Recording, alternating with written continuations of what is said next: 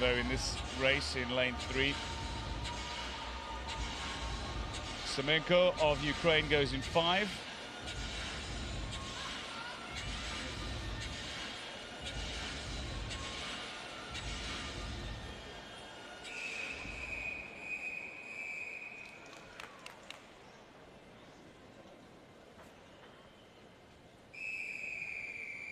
Haanappel, Van Hofwegen, Zheng, Semenenko, Luo and Belinsky from lanes 2 to 7. And this is the first event of the 2016 Paralympic swimming competition. It is the men's 100-meter backstroke S6.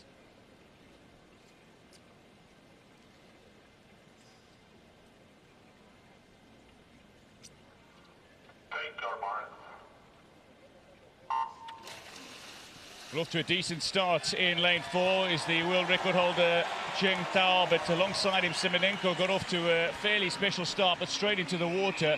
Uses his underwater and streamline to near perfection does Zheng Tao of China, and already he finds himself into a significant lead in the first lap of the men's 100-meter backstroke S6 category. Well, it's Semenenko who's starting to come back after that strong start by Zheng.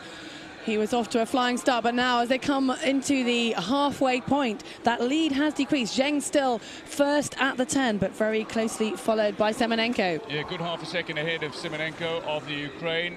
Very strong swimmer indeed is Semenenko. Luo Fangyu of China is in 3rd, but at the moment the real race is between the two. Zheng Tao will not be going all out, you would imagine, in the morning session, but does want to lay down a marker ahead of the evening finals. He'll want one of the central lane draws, lanes 4 and 5, but certainly Zheng Tao and Semenenko well ahead of Luo Fangyu. Looks like Thijs van Hofwegen of the Netherlands in 3 is just behind Haanappel of Australia in 2, and Belinsky in Israel in 7, but it's first to touch from the Chinese swimmer. Zheng Tao 1:13.59, it's a significant marker. Semenenko with a 1:14.78 touches second. Van Hofwegen has come back strongly in the closing stages over the last 25 to out-touch Luo Fangyu at the wall.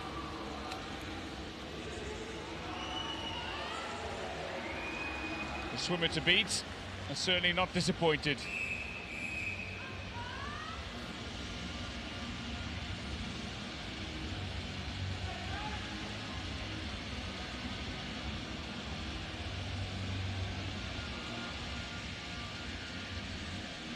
Semenenko going around about his very best, a 1:14.78. But a look at the start, it was Semenenko who got off to a superb start. Lovely push off from the wall, and both swimmers using their underwater for as long as they can, both very capable in the streamline, good at the turn as well.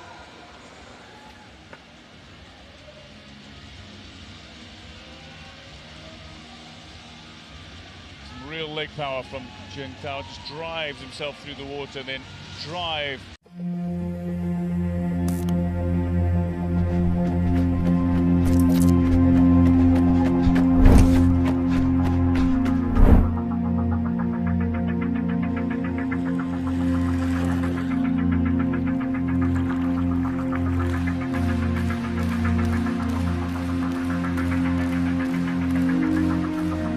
Apa yang kalian pikirkan ketika mendengar kata disabilitas?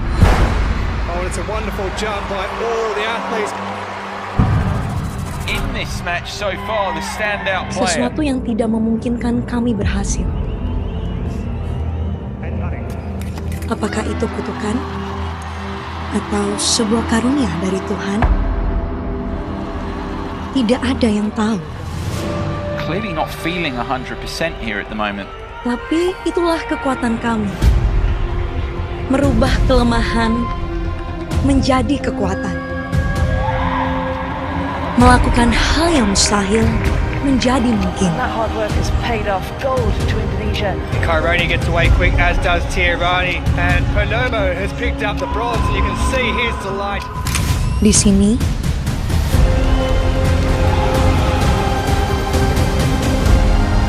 di panggung ini. The Paralympic gold medal to their world title. What a games for Indonesia.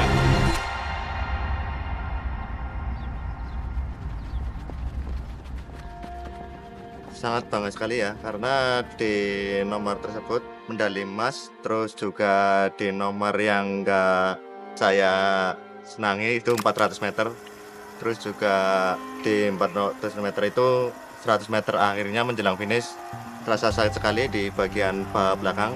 Jadinya sangat berkesan banget buat emas itu.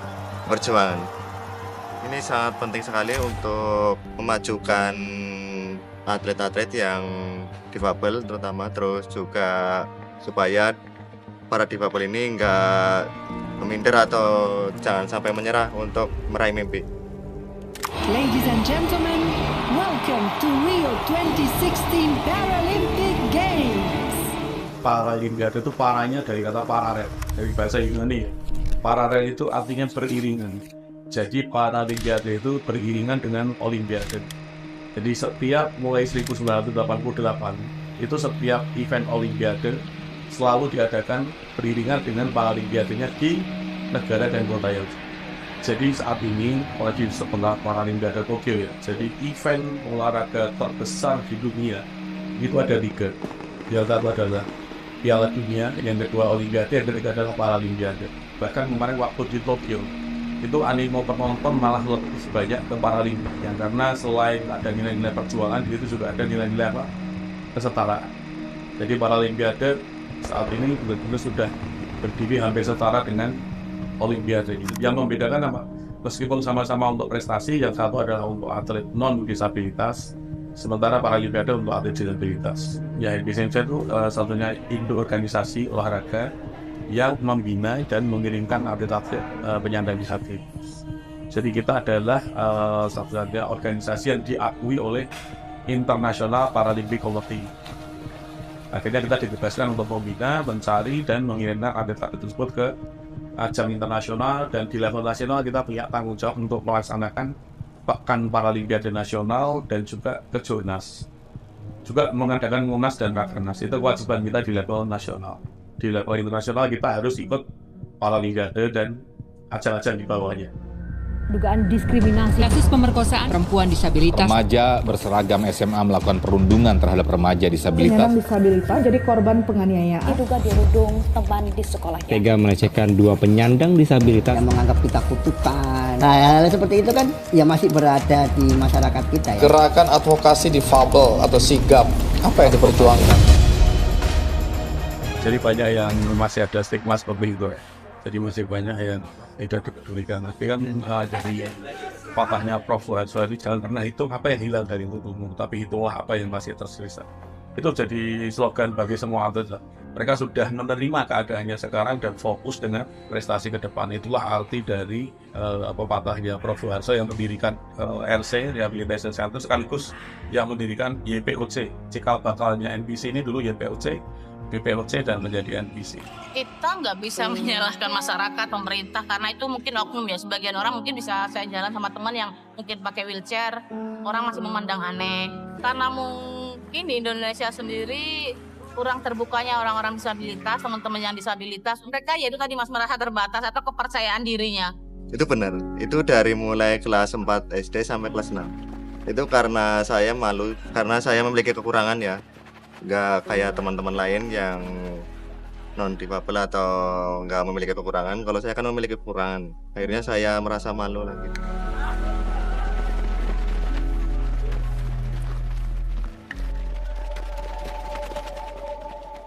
Rute paling terendah paling waktu sekolah ya, karena saya mungkin belum tahu bakat saya, terus juga jadi down-downnya itu sampai saya mau bunuh diri atau ya mengakhiri hidupnya lah. Itu waktu masih SD, itu sangat down sekali waktu itu karena perundingannya sangat parah ya. Masa SD sampai SMP malah, sampai SMP.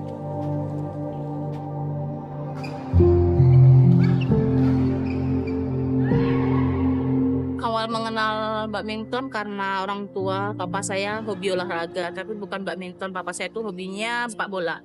Tapi karena saya 10 bersaudara dan hanya 2 yang laki-laki di saudara itu, kan juga nggak seperti sekarang yang dunia sepak bola ada perempuan. Waktu itu mungkin orang masih melihatnya olahraga sepak bola perempuan memang belum ada. Jadi papa saya buat lapangan sendiri di depan rumah yang masih tanah dan dari tali. Dan kalau malam kami kan banyak orangnya 10 bersaudara. Jadi kalau main itu kadang pasti pakai lampu petromak kalau malam. Main-main sama orang-orang di kampung dan saya ikut-ikutan main. Waktu itu papa melihatnya bukan untuk jadi atlet. Karena papa saya itu mendidik semua anaknya bulu tangkis hanya untuk olahraga, untuk sehat. Bukan untuk berprestasi. Ya pengaruhnya besar. Kalau bukan karena orang tua, saya juga nggak mungkin jadi pemain bulu tangkis. Saya juga nggak mungkin kenal bulu tangkis. Mungkin saya waktu itu saya pengen tahu tentang bulu tangkis. Tapi setelah papa saya terus mendidik saya secara bulu tangkis, otomatis saya bosan. Tapi kan yang kuat kan orang tua. Kekehnya orang tua untuk menjadikan saya tetap olahraga. Di zaman itu papa saya nggak mau. Saya sama kayak orang-orang di kampung itu yang nggak sekolah, yang nggak olahraga. Papa saya kan nggak mau itu. Jadi papa saya keras walaupun kami anak-anaknya malas. Zaman itu saya punya raket hanya 1-2, tapi karena saya malas raket saya putusin sendiri supaya saya nggak latihan. Tapi kan orang tua saya nggak selesai sampai di situ. Gimana caranya mereka masih nyari raket lagi untuk bisa latihan lagi. Jadi mungkin lebih ke orang tua yang support kami untuk tetap badminton. Bukan peran atau keinginan sendiri waktu itu, Mas. Dan keragaman adalah kekayaan kita. Kita sempurna dalam Pancasila, sempurna dalam karya, sempurna dalam pengabdian, sempurna dalam perbedaan. Yang terhormat Bapak Insinyur Haji Joko Widodo. Dulu orang masih menyebutnya cacat, kalau sekarang kan disabilitas lebih halus menurut saya. Tapi kalau disabilitas sendiri buat saya adalah keistimewaan. Karena kita berbeda dari orang-orang pada umumnya. Kalau dari cerita ibu saya itu dari usia 3 bulan itu mengalami panas atau demam tinggi selama 1 minggu, sama juga dengan kejang-kejang atau step ya istilahnya kalau kedokteran, sampai terjadi sebuah gangguan saraf di bagian kanan, terutama otak, terus sampai bawah kaki. Cuma diceritain itu aja sih. Terus juga waktu itu udah kejadian itu ya udah kayak pasrah aja gitu. Tapi pas masih umur 3 bulan itu belum kelihatan. Kelihatannya itu baru masuk sekolah atau TK gitu. Jadi untuk bisa ikut di Paralimpiade dibagi menjadi 3 disabilitas atau hambatan. Kita menyebutnya hambatan. Yang pertama adalah punya hambatan fisik. Hambatan fisik sendiri dibagi 8. Yaitu ada perbedaan jantung, kayak ada kelemahan atau gangguan otot, ada gangguan sendi, kemudian ada ataxia, atetosis, sama cerebral palsy itu. Ya, kemudian ada tingginya perawakan pendek. Jadi tinggi kalau yang putra di bawah 140, yang putri di bawah 137. Kemudian yang terakhir adalah anggota tubuh tidak lengkap. Artinya apa? Sejak lahir nggak punya jari atau misalnya kecelakaan, trauma sehingga diamputasi lah itu anggota tubuh tidak. Kemudian yang kategori kedua yaitu hambatan intelektual. Hambatan intelektual itu IQ di bawah 75 atau Down syndrome atau autism. Dan yang terakhir adalah hambatan visual. Hambatan visual itu memiliki gangguan di mata yang dikategorikan ada yang gangguan berat atau buta total, gangguan ringan, dan gangguan sedang. Total itu ada 10 hambatan itulah yang punya kans untuk ikut ke olahraga PAL. Tapi itu harus melalui proses klasifikasi dulu. Nggak serta-merta ketika dia disabilitas atau punya hambatan, dia langsung bisa masuk. Nggak, ada proses klasifikasi. Kita nggak bisa mempertandingkan atlet yang derajat disabilitasnya ringan dengan yang derajat disabilitasnya berat. Sehingga harus ditandingkan dengan yang setara klasifikasi disabilitas. 2011, tepatnya di Pekanbaru. Saya asli Riau, jadi di sana saya masih sering menggunakan motor saat itu. Jadi saya mengalami kecelakaan nabrak mobil, mengakibatkan tangan dan kaki saya patah. Karena kebetulan itu kan kecelakaannya di batalion, memang tepat di batalion, jadi tentara-tentara. Dan kebetulan juga di sana banyak orang yang kenal. Memang karena saya di Bangkinang atau di batalion sendiri banyak teman-teman, jadi di sana sendiri ketika saya kecelakaan langsung banyak yang nolong.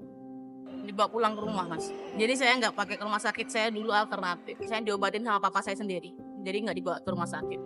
Walaupun pihak yang dari mobilnya tadi nawarkan untuk ke rumah sakit, tapi papa saya yang saya ingat waktu itu, mungkin takdir anak saya seperti ini, jadi tidak perlu dibawa ke rumah sakit. Jadi saya sendiri bisa menangani.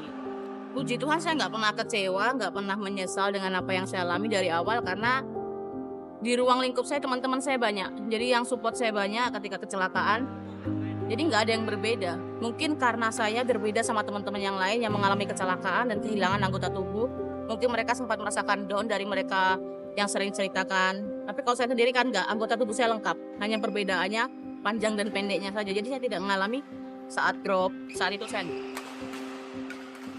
saya punya banyak pengalaman from zero to hero itu banyak sekali. Jadi banyak atlet saya ada yang TKI, TKW lari dari Arab. Dia pengangguran, ketika kita bina menjadi juara Asia Tenggara. Kayak gitu cerita kayak gitu banyak sekali. Jadi from zero to hero, atlet yang tadinya beban keluarga, akhirnya sekarang jadi kebanggaan keluarga.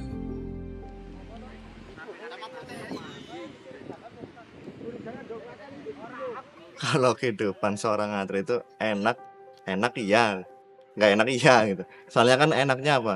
Enaknya di mes atau makan udah ada, difasilitasi lah. Kalau untuk nggak enaknya paling latihan itu pasti ada capek, terus ada sakitnya juga gitu. Tapi itu harus dirasakan. Kalau nggak dirasakan berarti itu bukan atlet. Ya paling tujuannya itu biar atlet difabel atau orang difabel itu nggak dipandang sebelah mata ya sama orang non difabel. Soalnya kan non difabel kan biasanya memandang sebelah mata yang difabel, memiliki kelemahan atau kekurangan. Padahal ketika sudah terbiasa hal itu, mereka bisa bergabung dengan teman-teman disabilitas. Apalagi yang utama, yang sering saya tekankan sama teman-teman disabilitas adalah jangan lupa sekolah. Jangan karena sekolah itu tidak akses, terus kita nggak sekolah. Zaman sekarang kan sudah canggih mas, kita bisa sekolah online. Apalagi juga banyak sih sekarang sekolah, universitas yang bisa memang akses untuk teman-teman disabilitas dan jangan lupa dimanfaatkan untuk itu. Nah ketika teman-teman disabilitas ini mempunyai pendidikan, otomatis kepercayaan diri mereka juga pasti meningkat dan mereka siap bergabung dengan teman-teman yang non disabilitas. Ya kalau di kita kan sudah inilah, dari ketika masuk ke sini Pak Ketum, Pak Seniman pun itu sudah memberikan inilah arahan bahwa atlet disabilitas ini nggak bisa disamakan dengan yang non disabilitas. Jadi harus perlu ekstra kesabaran, ketekunan, keikhlasan itu harus diutamakan. Jadi apapun para pelatih itu harus mengutamakan atlet adalah atlet oriented. Jadi atlet itu yang utama. Sementara mereka harus bisa mengakomodir lah bagaimana cara menangani atlet tersebut. Apalagi yang hambatan intelektual itu kan seperti IQ-nya seperti anak usia 4 tahun sampai 5 tahun. Iya, jadi dulu saya atlet tenis meja kan, kuliah saya kemudian jadi pengurus di UGM waktu itu. Kemudian waktu pulang ke Solo saya diminta Pak Ketum untuk jadi ketua panitia cabur tenis meja ASEAN Para Games 2011. Nah semenjak itu terus kemudian diminta untuk bantu bina. Nah akhirnya saya malah menemukan passion di situ karena banyak yang atlet-atlet ketika saya bina itu gaji saya dipinjam sama mereka dan mereka akhirnya ketika mereka juara dapat reward, dapat hadiah. Itu dulunya itu bahkan punya kendaraan saya nggak punya, sekarang mereka PNS, rumahnya bagus kaya, jadi desingnya itu akhirnya bagus.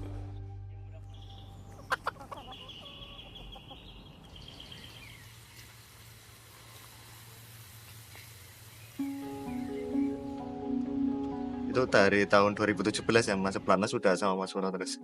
Penting banget ya, karena pelatih itu bukan hanya ngelatih tapi bisa jadi psikolog dadakan.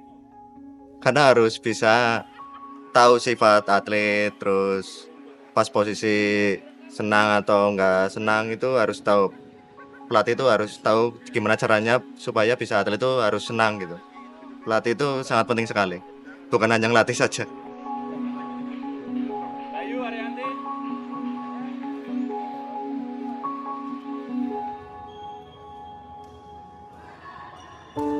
Titik terendah yang saya alami, tapi itu sebenarnya sudah berlalu pas di ASEAN Para Games 2018 di Jakarta.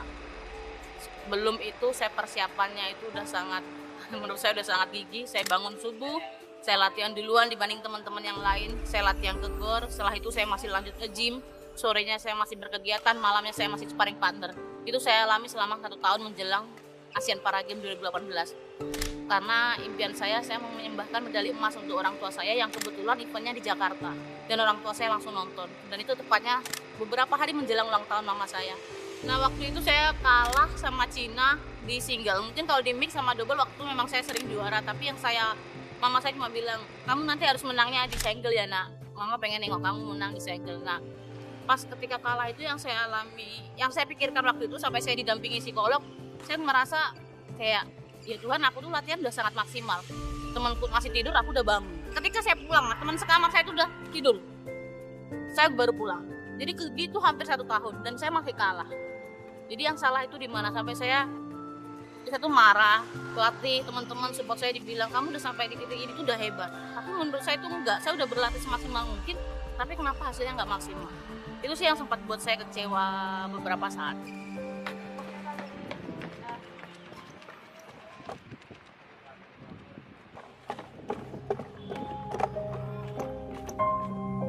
Kalau titik baliknya itu di waktu malam masuk SMK ya.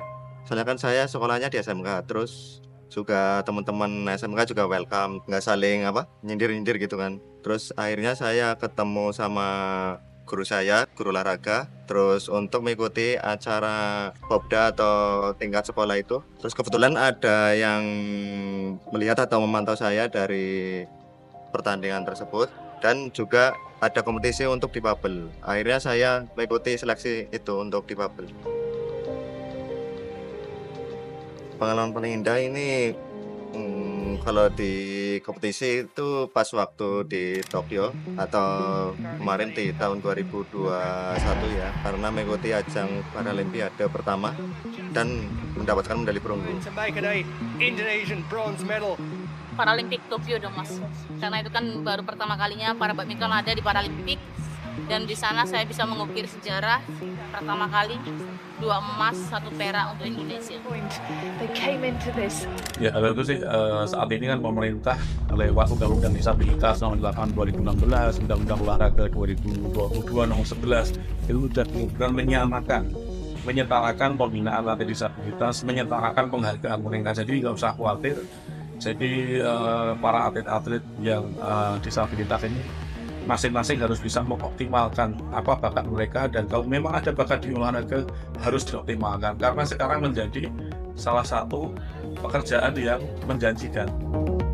Saya punya teman staf susnya Pak Jokowi, Mbak Anggi Yudistian namanya, staf sus bidang sosial, beliau penyandang disabilitas juga, tunarungu.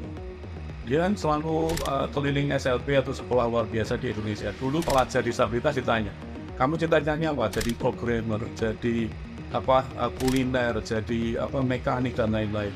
Sekarang ketika ditanya lagi, kamu cita-citanya apa? Mayoritas apa Mas? Atlet. Karena Mbak Atri setelah juara Paralimpiade Tokyo bonusnya 12,5 miliar. Itu bahkan Grecia Poli kalah, Grecia Poli hanya 5,5 miliar.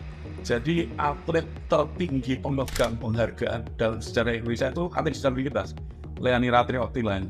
Sehingga dengan cerita-cerita seperti itu harusnya penyandang disabilitas sekarang semangat untuk jadi atlet. Bahkan ya sekarang orang non disabilitas itu mencari-cari, wah ini tanganku agak bengkok sedikit, bisa ikut enggak ya? Saking awalnya seperti itu. Jadi sudah maju sekali lah kalau sekarang ya. Kita terima kasih pada Pak Jokowi dan perjuangannya Pak Sandi untuk membawa NBC level ini. Kalau saya ngelihat, karena teman-teman disabilitas itu kan berbeda-beda, jadi nggak semua bisa berbicara di media, dan kita bisa sama-sama tahu bahwa media di Indonesia itu saat ini nggak adil untuk teman-teman yang disabilitas dan non disabilitas. Padahal teman-teman saya di sini mereka tidak kalah prestasi, tapi itu bukan suatu tujuan untuk terkenal. Tapi maksud saya itu kita memotivasi atau menginspirasi teman-teman disabilitas di setiap daerah. Ketika kami berprestasi, kita bisa menginspirasi mereka bahwasanya terlahir disabilitas atau hidup disabilitas itu bukan sesuatu yang terbatas, tapi kita masih bisa berkarya, berkontribusi. Kalau mimpi itu kayak impian ya, impian buat saya sendiri, untuk kalau ada sesuatu yang saya suka harus saya capai. Karena mimpi itu bukan hanya untuk non-difabel ya, mimpi itu buat semua orang. Non-difabel punya mimpi, difabel juga punya mimpi. Walaupun di segi berbeda, ada yang segi mulai dari olahraga atau kesenian atau apa gitu. Karena mimpi itu banyak. Soal mimpi atlet itu mesti selalu juara. Jadi juara setinggi apapun levelnya. Tapi kan karena dulu di atlet non disabilitas kan tahu sendiri bahwa memang pembinaan nggak begitu bagus, terus kemudian fasilitas belum tinggi bagus, sehingga ketika kita berkecimpung di olahraga disabilitas kita ingin supaya atlet itu mendapatkan lingkungan yang terbaik. Jadi supaya mereka hanya fokus untuk jadi juara. Mereka udah nggak mikir gajinya apa, rumahnya berapa, mau apa. Mereka nggak mikir. Jadi kita fokusnya dari kita pengurus sekarang adalah menciptakan environment paling bagus untuk atlet supaya mereka fokusnya cari prestasi setinggi-tingginya. Iya, makanya saya sendiri ketika ditanya impian kamu terbesar apa, saya pengen membangun sesuatu tapi bukan di tanah kelahiran saya, tapi mungkin di Solo. Karena Solo ini yang menemani saya berproses. Dari awal 2013 saya masuk di NPC, bukan hanya pelatih, bukan hanya staf, bukan hanya pemerintah pastinya, orang tua segala macam, tapi masyarakat Solo sendiri karena pelatnas pusatnya di Solo ini. Jadi teman-teman Solo ini berperan juga. Karena teman-teman di Solo, atlet-atlet di Solo, atlet-atlet non para disabilitas ini, mereka juga bantu kami sparring partner di sini. Jadi kalau kita bisa melihat kami latihan di sini itu banyak banget yang bantu, kayak teman-teman yang non disabilitas. And many historical moments also have happened, and it all happened here in our games. Thank you for being the real inspiring spirit and energy of Asia. We'll continue to guard the athlete's spirit torch so it will always live. Pejuang untuk Indonesia adalah mungkin proses untuk mengharumkan nama bangsa Indonesia. Karena saya bisa berkontribusinya melalui olahraga. Mungkin kalau saya seorang akademik, saya pengen berjuang sebagai polisi, tentara, atau segala macam. Tapi kalau saya di sini kan sebagai atlet, jadi saya berkontribusinya prestasi.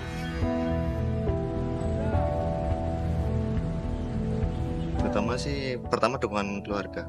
Ya berarti keluarga itu sering menanyakan ke aku itu, kamu harus kuat, berani, nggak boleh malu, karena ini lingkungan desa ya, atau lingkungan kita lah, ngapain malu di lingkungan kita. Untuk teman di luar sana, khususnya ya bukan atlet yang baru juga ya, terutama yang belum muncul, itu tetap semangat, terus berjuang. Apa mimpi yang kamu inginkan harus dicapai, jangan sampai menyerah. Pesan saya adalah ke teman-teman disabilitas tadi, meningkatkan kepercayaan diri mereka, mengembangkan diri mereka, jangan pernah tertutup sama diri sendiri, apalagi terutama sama keluarga. Tapi tidak bisa dipungkiri adalah pesan untuk orang-orang yang di sekitar teman-teman yang disabilitas tadi, untuk saling mensupport. Saya memberikan informasi bahwasanya kita juga bisa berprestasi, kita juga bisa berkontribusi buat negara, bukan hanya lewat cabang olahraga, tapi bisa lewat pendidikan, seni, dan banyak hal lagi yang bisa dilakukan oleh orang-orang disabilitas. Saya berharap NPC Indonesia semakin besar, terus berjaya, semakin banyak atlet-atlet yang berprestasi. Saya nggak pengen hanya meningkat aja, karena menurut saya NPC saat ini udah sangat luar biasa. Jadi mempertahankan yang saat ini aja udah sangat hebat sih. And once again, you have shown the world that there is no limits to what can be achieved. Because this is just the beginning. From this to ability movement, we are one wonder. With the right attitude,